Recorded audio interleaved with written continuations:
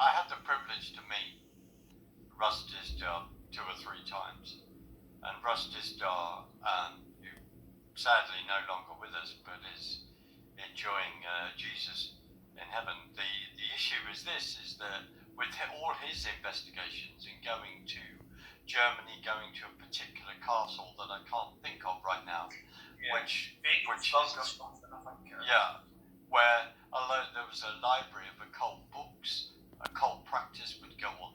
There is no doubt about it that the Nazis were into the occult, and Russ was talking about the fact that they say that they got their information from the other side, from the fallen ones. Oh no, yeah, totally. I mean, you look at Hitler. Hitler talks about these diaries, seeing he was ranting, and the rallies and all that, and he comes off and he would collapse, and he wouldn't know what he'd said. That's his own right. Okay, he was drugged up to the max as well, but that doesn't, you would remember these things. Adrenaline. There must have been something in these people that they let in to have the lack of empathy and all the rest of it that they had. I think at that Middlesbrough Castle there was, a place where they did ceremonies and such like. Right. I've heard Russ Disdar's testimony of that. It's pretty freaky what he went through. There was a lot of dark energy, dirty demons basically coming against him, but he prevailed. Well, you and I in our conversations, because this is not going to just be one conversation, we're going to, there are a number of subject areas to go to. Going back to what you were saying about Stanley Kubrick and filming the moon landing on an MGM, lot. I've had the privilege to record a program with, I think I'm got to get his name right, Bart Sabriel, who is out there. Look up his YouTubes, because he talks about the fact that a funny thing happened on the way to the moon is his website, and a book that he's written, unfolding the fact that we never went there at that point through the Apollo 13 and all this kind of thing, that we actually didn't go there at that point. So Stanley Kubrick is filming this. Alan, why are we totally and utterly fascinated by sci-fi, by this whole thing, by the X-Files and all that? What's your view on the X-Files now, all these number of years later? Actually, it's funny you should say that, because I watched the X-Files back in the day, and I loved all that stuff. My background was all occult, ghosts, all that stuff, so I was very well versed with this stuff. But I think it's inherent in us that you're going to come through all that ultimately to Jesus. That's the way it worked for me, and I'm glad it did. Hallelujah. But I think that everybody's fascinated by the occult. It's an inherent thing in us to know these things, and it's usually the wrong route we go down, sort of thing. My mum could read tarot cards without ever being taught it and things like that. So I was surrounded by this stuff, divination and stuff like that, which is a point, it's bad. God says no, don't ever do it, because he knows what you're going to get into. Even with your horoscope and all that can bring curses on you. People don't understand that. It's in the Old Testament. People say, the Old Testament's dead. No. If you're reading that, I've had to warn my mother quite a few times to stop reading horoscopes, because it's going to affect me and my brother in some capacity. She doesn't do it anymore, so she says all over, but it's things like that. This is profoundly real. Witchcraft, all of this thing is profoundly real. Alan, I mean, there are so many strands that we've started, and at some point, over our shows together, we're trying to explore. We'll explore certain things even more. And this is historic. What was Admiral Byrd doing in the South Atlantic? Could you explain to us who Admiral Byrd is? What he was actually doing? Yeah, Admiral Byrd was one of the top Navy guys in America, and they got wind that the Nazis had a rat run down to South America and ultimately New Schwabenland, which was in the Antarctic. So they went down on a mission, basically to get rid of them. But they encountered these Vimana things that they had back engineered or built or whatever from these blueprints. The story with them, and you can go from pole to pole in, I don't know what it is, seconds, maybe something like that. I mean, that's bent in space ultimately. And he encountered these things, and they basically gave him a hiding. Apparently, there was a story went out that the British had went down there as well and tried, and they weren't successful. They weren't fighting the Vimanas, it was sort of entities that they encountered down there. There's a lot of people who say that down there the fallen angels are there. It suggests that they're locked up in the Book of Enoch, wall of ice and all that sort of thing. I mean, was it not a couple of years ago that John Kerry and the Krill went down to Antarctica 2019 or whatever it was for some undefined reason, as it to say, right, what's the next steps here or whatever. I can believe that. I've seen enough of that to believe there is something like that down there. But Admiral Byrd had went there. I think Admiral Byrd goes into talking about it into the centre of the Earth, and again, I believe there could be evidence of a hollow Earth. I mean, the Earth is gigantic. I mean, we don't understand quite what's below our feet. There will be bases and underground and civilizations that are, under their sort of thing of falling and whatever else to keep out of the way for the time is coming up. They're all out in these places, and at some point these barriers or whatever, God's going to take his hand off. The naysayers of all that are in for a bit of a shock, I suspect. It's interesting, isn't it, when Genesis lays out the land, lays out the firmament, the heavens, the land, the separating the land to create the expanse of water.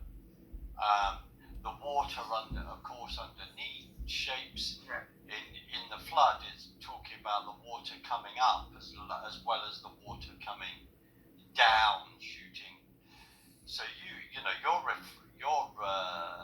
referencing to all of that. So as Admiral Byrd goes down, there is that story, isn't it, of a craft coming out of the water, strafing one of the boats, and then going back down into the water. So he went down with a flotilla of ships, and he went down, I think, with 6,000 Marines or whatever. Yeah. It was no small expedition, was it? And I think, I'm not sure how many months he was supposed to be away for, whether it was 9 months. But there is, on YouTube, there is an interview with him. That's right. I can't remember off the top of my head what it is, but it's a highbrow programme. It's not one of these cookie things, and it was in the 1950s, I would imagine. They took things a lot serious back then, but yeah, it goes on to talk about that. Byrd talks about going into the centre of the Earth and meeting beings, but to me, these are just the fallen angels. Every time they can masquerade as whatever they want, size-wise, up, down, whatever they fancy, to start to cement lies ultimately, that ultimately go to Roswell and so forth, and then what we're at today. So he actually talks about going into a hollowed earth. Admiral Byrd talks about that. Wow. I remember hearing that years ago, and he dined with these beings. He said they were all sweetness and light, and I can't remember if he said it was technology given and all the rest of it. But the Americans, any government would want this technology. No questions asked. It's kind of what happened in Roswell and so forth with that as well. They got the Grenada deals and all these sorts of things. Well, I mean, Roswell is a very interesting subject. It's like with Area 51, and we know my friend L.A. Marzulli interviewed the family, the whole Roswell situation, whose relatives were involved in that. You've got Dave Hodges, the commentator in America. His father, I think, worked in Area 51 and met Nazi scientists that they had brought into America. So if people spare the time and do the research, they realise that we're not complete and utter lunatics. And people might look at this and think a couple of idiots. But yeah. But if they do take the time, they'll find it, and a lot more. And mean, I don't dwell on all these things. I just dip in and out of them every now and again and form them, join the dots, and then I'll into something else, and then I move on from there. But it's all reality, this stuff. It's not, Alan, we've got about just nearly 10 minutes left. About 10 minutes left. And as I say, you and I are going to have a number of conversations, because I think these are really, really important conversations. Because as Bible-believing Christians, this is our worldview. This is how we view it. Alan, why are you passionate about this subject? Why is your faith make you passionate about looking at this subject? It's just to get the truth out there. I mean, as much as it's for my own entertainment as well. As I say, when I was going back, I'm nearly 47, and I remember going to the library and getting books on UFOs and all the, it was, that was the days where nobody believed in it. It was just a small people who were paranormal experience. It was looked at as if you were nuts, sort of thing. And I got my head around all that stuff in a supernatural way, and I understood. I just want to expose it for what it is. That's what I do now. I used to be into it and practice things and stuff like that to do with Crowley and all that. I was fascinated by all that stuff, wrongly obviously. But it's a passion thing for me now to expose this stuff. I go around on videos and just trying to educate people about this stuff, because people are buying into this as if this is a good thing. All these ships and aliens and any beings, like Bigfoot or anything like that, or they read somebody interacted with it, and it's like, this is all Satan's army. This is what this is. And there's a time coming where these things, the leash is getting off them. And it's going to be hell on earth. And I just want to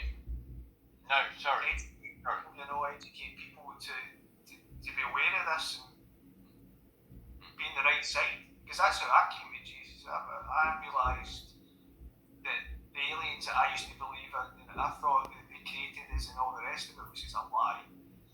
I remember reading 30 odd years ago that they were here because their stomachs were shrinking. My brother still brings that up because it's just so out there that their stomachs are shrinking, so they need to harvest us.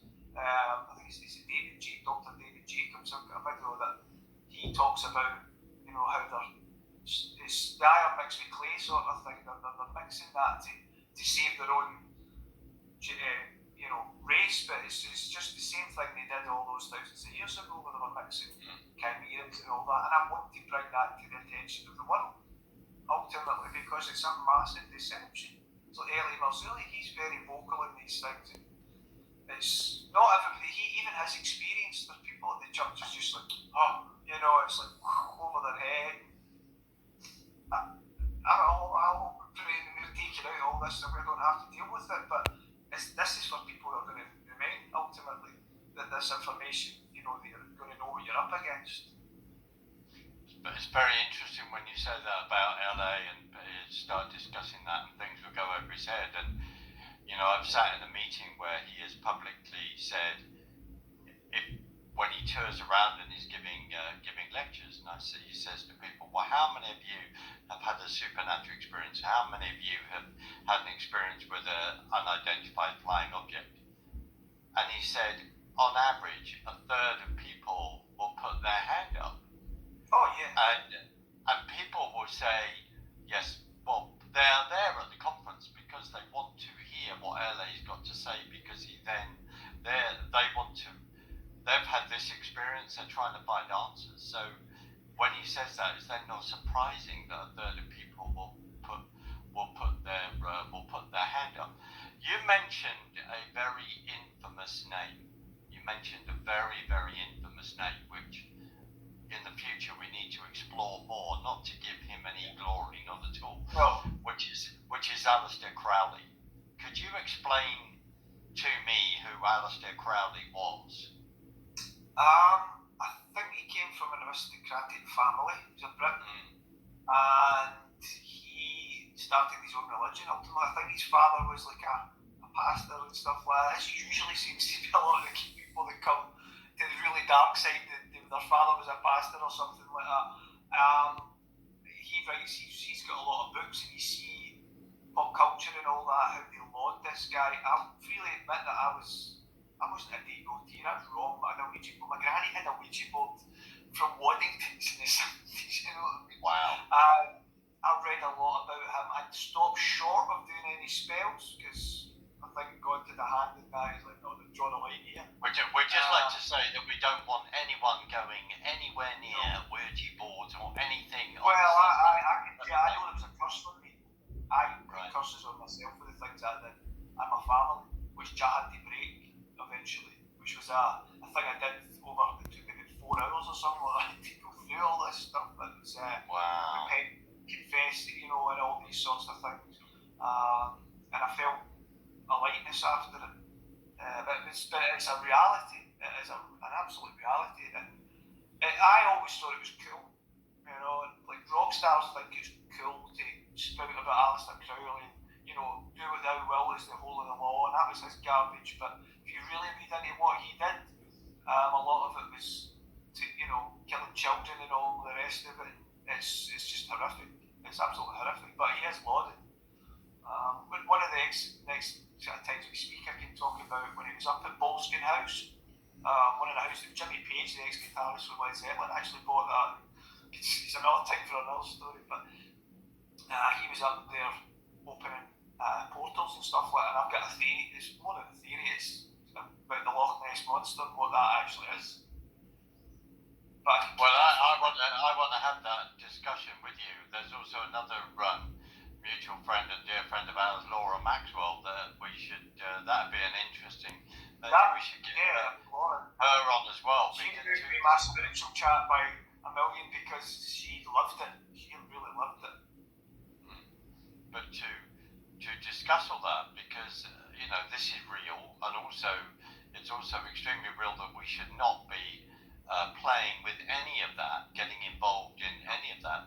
But Crowley then, he created the books Sex, Magic and all this. He then Thelema or something as well. Thelema was the one. Right. Yeah, and then you've got the Hellfire Club, the links there. Yeah. And then his, quite rightly, as you talk about where his house was, but it's this, I find it fascinating, like Smith Wigglesworth, incredible preacher, etc. I think he died around about 1947.